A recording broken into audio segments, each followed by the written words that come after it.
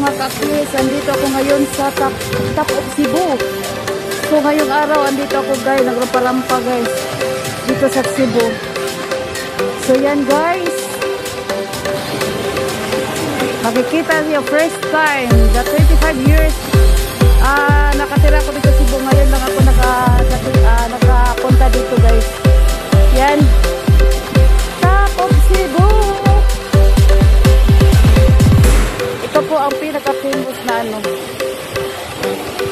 na dito sa Cebu. Hindi ka magugutom dito guys kasi marami pa lang restaurant dito sa loob. So may renovate nila yun guys, oh. Yan.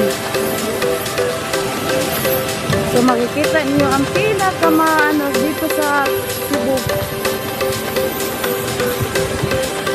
Grabe, super pagpunta ko dito guys, super init talaga, grabe. Yan guys.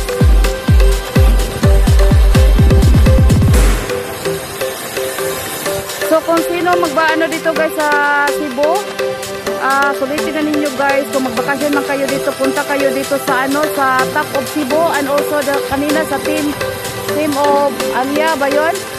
Temple of Alia, para makumpleto yung nyo dito sa Cebu guys. Yan, grabe ang init, tapos may mga mga Korean. Yan.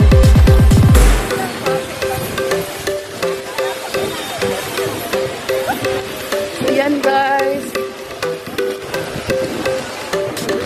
thank you for watching. Ang init.